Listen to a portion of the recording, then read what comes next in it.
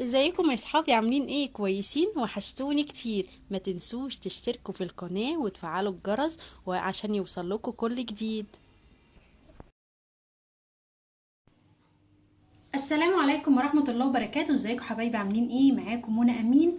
والنهاردة هنعمل حاجة حلوة جدا وسهلة جدا، وبنجيبها من الفرن وبيبقى طعمها حلو. بس انتي تقدري تعمليها احلى واحلى في البيت، اللي هو البوريك بالجبنة، بسر خطير مديله اللون الجميل ده. بصي بصي بيطلع معاكي عامل ازاي. بصي الجمال والحلاوة بالجبنة والزعتر. والعجينة في منتهى الجمال وسهل جدا. تعالوا بينا ندخل على المقادير، سهلة وبسيطة عشان تعملوا لولادكم، سهل جدا. ومقاديرنا يا بنات سهلة وبسيطة جدا. 4 كوبايات دقيق، ربع كوباية زيت، علبة زبادي، 3 معالق لبن بودرة، معلقة سكر، معلقة خميرة، معلقة خل، معلقة كبيرة بيكنج باودر، معلقة كبيرة صلصة، رشة ملح، كوباية وربع مية دافية. عندنا ايه؟ والجبنة طبعا او الحشو ده اختياري. انا جايبة جبنة بيضة وحط عليها زعتر. نخليها دي على جنب دلوقتي، ونبتدي نشوف هنعجن العجينة ازاي. هنحط المكونات الجافة كلها مع بعض على الدقيق. تمام. وهنقلبهم كويس جدا عشان يبقى ايه الحاجات كلها متقلبة، ما يبقاش ايه حتة فيها خميرة وحتة لأ كده. تمام. دي اول حاجة هنعملها كده. تمام زي الفل. هنعمل ايه بقى؟ مية دافية مش سخنة. بسم الله الرحمن الرحيم. غسلين ايدينا كويس وهنعجن. بسم الله الرحمن الرحيم. اهو. لو عندك عجان تمام، مش عندك تقدري تعجنيها بايدك كده، وتكوني مشغله الفرن يدفى، وتحطيها العجينه، تغطيها برول بلاستيك وفوطه نظيفه، وتحطيها في النص في الفرن نص ساعه بالظبط، وتلاقيها خمرت معاكي اهو. نبتدي بقى ايه؟ هتعوز دقيق تاني هنحط لها اهو. وبعدها هنحط الزيت والخل والزبادي ومعلقه الصلصه. معلقه الصلصه هيبان في الطعم؟ لا خالص، بس هتديكي لون في منتهى الجمال. هحط بقى الخل اهو، واحط الزيت اهو، والزبادي، وهنعجنهم كويس جدا، وارجع اوريكم بعد ما عجنتهم شكلها عامل ازاي. هي بنات بعد ما عجنتها بصوا اللون ده من معلقه الصلصه الكبيره. تمام. هغطيها بقى. ما عنديش طبعا رول بلاستيك خلص، نغطيها بكيس نضيف وبفوطه، وفي الفرن على ما تخمر. في الجو اللي احنا فيه ده ممكن تاخد نص ساعه. نص ساعه واطلعها نعملها مع بعض وندخلها الفرن، واوريكم احلى بوريك بالجبنه، سهل وبسيط جدا. اهي يا بنات بعد ما خمرت بصوا ما شاء الله العجينه حلوه جدا، ما خدتش وقت عشان الجو حر، وكنت مسخنه الفرن. اهي نلمها كده. هاخد نصها اهو. وهعمل ايه؟ احط شويه دقيق كده، وافردها عليه بالنشابه. هوريكم بس الخطوات، وهعمل الكميه كلها واوريكم هنعمل ايه بعد ما نفردها اهو.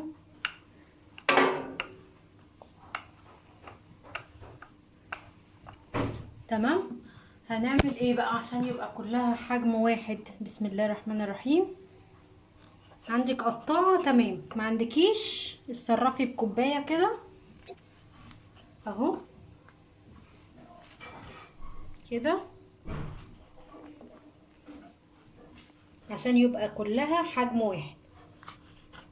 عندك القطاعة هتبقى معاكي زي الفل. تمام. هنعمل ايه؟ هنشيل ده برضو ونكورها، مش هنرميها، نسيبها ترتاح عشان نفردها ونكمل بقية الكمية. هنعمل ايه بقى؟ بسم الله. هنعمل دي كده ونحط الجبنة. في ناس بتحط جبنة شيدر وجبنة موتزاريلا وجبنة رومي، انا حاطة جبنة بيضة وعليها زعتر. تمام.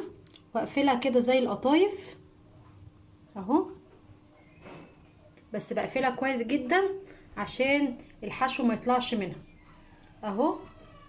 بصي، وطبعا صينية دهنها زيت. ولما اعمل الكمية هعمل معاكم 2 تاني، وهعمل الكمية كلها واوريكم قبل ما ندخله الفرن بنعمل ايه وبنحط ايه على الوش عشان يديني لون حلو. وطبعا للتزيين هحط على الوش حبة البركة وسمسم عشان يدوله طعم حلو. مش حبة البركة مع انها مفيدة جدا، حطي سمسم بس. تمام. اهي لازم تقفليها كويس جدا وتعمليها كده اهي، والقفلة دي تبقى من تحت،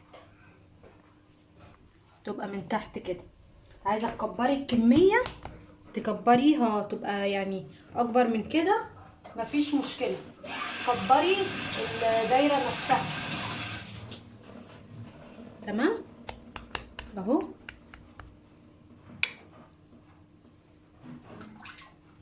بيبقى طعمه حلو جدا وانضف من اللي بنجيبه من الفرن، واللون حلو جدا. السر بقى في معلقة الصلصة، مش هتبان في الطعم خالص اهو. واحطها على ما اعمل الكمية كلها هتكون خمرت شوية، هقول لكم هنحط ايه على الوش.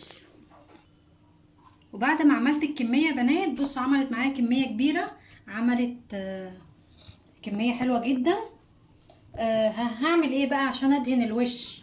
معلقتين كبار لبن بودرة، ومعلقة صغيرة سكر، ورشة نسكافيه، ومعلقتين كبار مية اهو. تمام. هنعمل ايه؟ بسم الله الرحمن الرحيم. نقلبهم كده ونعمل كده عشان يدينا الوش اللي هو زي اللي بنشتريه من بره واحسن. بس بره طبعا عمره ما يحطلك نسكافيه ولبن بودرة والكلام ده. تمام. وطبعا الفرن شغالة من وانا شغالة فيه على درجة حرارة 180. هنحطهم في الرف اللي في النص، واول ما تستوي هوريكي احلى بوريك عاملاه في البيت، حاجة نظيفة كده وسهل جدا. مكوناته على فكرة مش صعبة، وكفاية اللي انتي ضامنة نظافته، انتي اللي عاجنة العجينة بايديكي. جربيه بنفس الطريقة هيعجبك جدا. تمام اهو. هنعمل ايه؟ هوريكم بس اول واحدة كده وهعمل الباقي. بسم الله الرحمن الرحيم. ده شوية سمسم على حبة البركة اهو، بتديله طعم حبة البركة جميل جدا. والحشوة احنا قلنا اختياري، بس هي اساسي. اما بنجيبها من بره بتبقى جبنة اهو. دي عايزة شوية نسكافيه كده عشان ايه تلزق معانا اهو. ده شكله النهائي قبل ما ادخله الفرن. بصي اهو، هعمل بقى بقية الكمية وادخلها الفرن واوريكي احلى بوريك بعد ما يستوي اهو. يا بنات بعد ما خرج من الفرن بصوا عمل معايا كمية رهيبة. بصوا مع كوباية شاي بلبن ده تحفة. بصوا، بصي اهي التسوية جميل جدا اهو. العجينة في منتهى الجمال اهو. جربوه بنفس الطريقة. وانا نوع الدقيق يا جماعة بيفرق. انا بالنسبة لي خد ممكن كوباية دقيق تاني او نص كوباية، تمام، حسب نوع الدقيق ممكن يزيد معاكي وممكن يبقى المقادير دي مظبوطة.